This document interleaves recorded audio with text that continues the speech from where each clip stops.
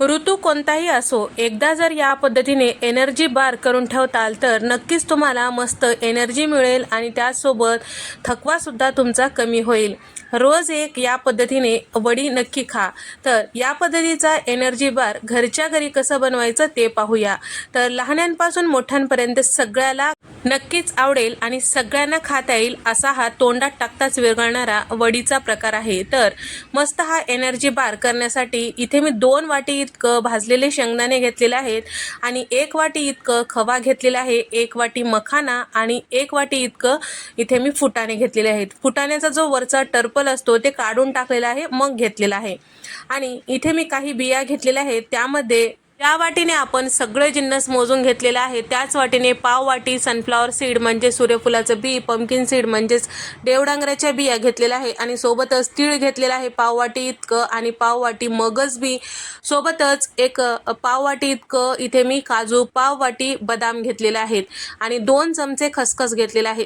पहिल्यांदा आपल्याला हे सगळे जिन्नस भाजून घ्यायचं आहे. तर इथे मी घेतलेला आहे मखाने. सुरुवातीला आपल्याला मखाने छान खुसखुशीत होईपर्यंत भाजून घ्यायचं आहे. मखाने छान खुसखुशीत झाल्यानंतर ताटामध्ये काढून घेतलेला आहे आणि सोबतच यामध्ये फुटाणे सुद्धा टाकून घेतलेले आहे. फुटाणे सुद्धा छान खुसखुशीत होईपर्यंत भाजून घ्यायचं आहे. फुटाणे सुद्धा ताटामध्ये काढून घेतल्यानंतर घेतलेल्या सगळ्या बिया आपल्याला त्याच कढईमध्ये टाकून घ्यायचं आहे आणि लास्टला आपल्याला तीळ आणि खसखस टाकायचं आहे. सुरुवातीला टाकायचं नाही, ते भाजण्यासाठी फारसा वेळ लागत नाही.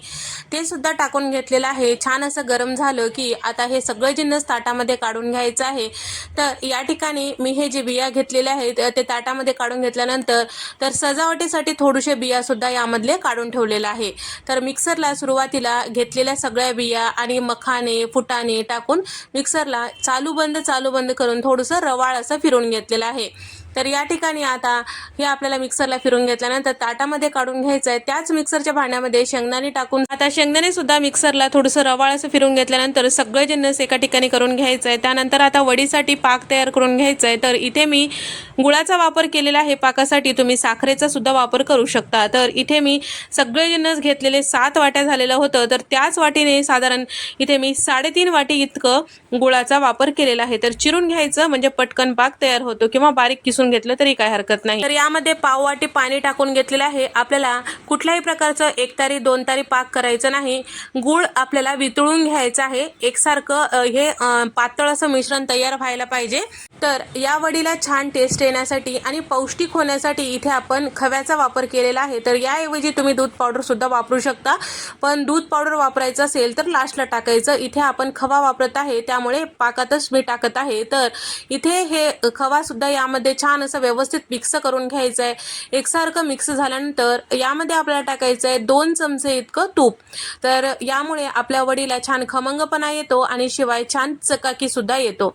तर हे सगळं छान असं व्यवस्थित मिक्स करून घेतल्यानंतर इथे आपण घेतलेलं जे वडीचं पीठ आहे किंवा आपण जे जिन्नस भाजून घेतलेलं आहे त्याचं पीठ तयार करून घेतलेलं आहे, ते रवाळ असं पीठ आपल्याला यामध्ये टाकायचं आहे. तर इथे आपल्याला गॅस बंद करायचा आहे, गॅस चालू ठेवायचा नाही, नाहीतर पाक पुढे जाऊ शकतो.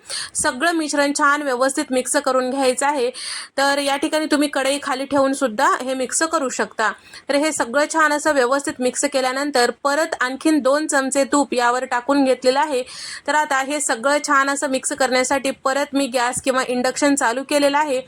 चालू केल्यानंतर 1 मिनिट या पद्धतीने परतून घ्यायचं आहे.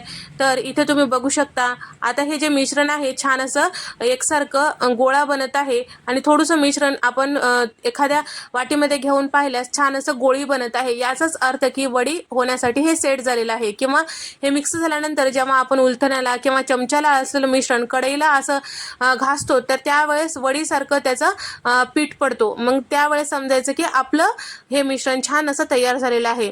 आता हे वडीचं पीठ सेट करण्यासाठी इथे मी ताटाला आधीच तूप लावून घेतलेलं होतं. त्यावेळेस आपल्याला यामध्ये हे मिश्रण टाकायचं आहे आणि चमच्याने किंवा वाटीने आपल्याला हे एकसारखं मिश्रण पसरून घ्यायचं आहे. तर इथे मी एक प्लेट घेतलेला आहे म्हणजे आपल्याला वरतून छान असं एकसारखं प्लेन करता येईल. ठेवलेले जे बिया आहेत यावर पसरून घेतलेलं आहे आणि आपल्याला छान असं थापून घ्यायचं म्हणजे छान व्यवस्थित चिटकल्या जातात.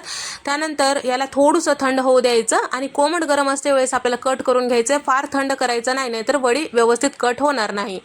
तर या ठिकाणी कोमट गरम असते वेळेस कट करून घेतलेलं केलेला आहे तर तुम्ही बघू शकता मस्त असा आपला एनर्जी बार तयार झालेला आहे. एक वडी रोज खाल तर तुमचा थकवा नक्कीच दूर होईल. कोरड्या बरणीमध्ये भरून ठेवताल तर महिनाभर छान असं टिकून राहतो. एकदा या पद्धतीने नक्की ट्राय करून पहा. तुम्हाला हा व्हिडिओ आवडल्यास व्हिडिओला लाईक करा, शेअर करा, सबस्क्राईब करायला मात्र विसरू नका. नंतरच्या रेसिपीमध्ये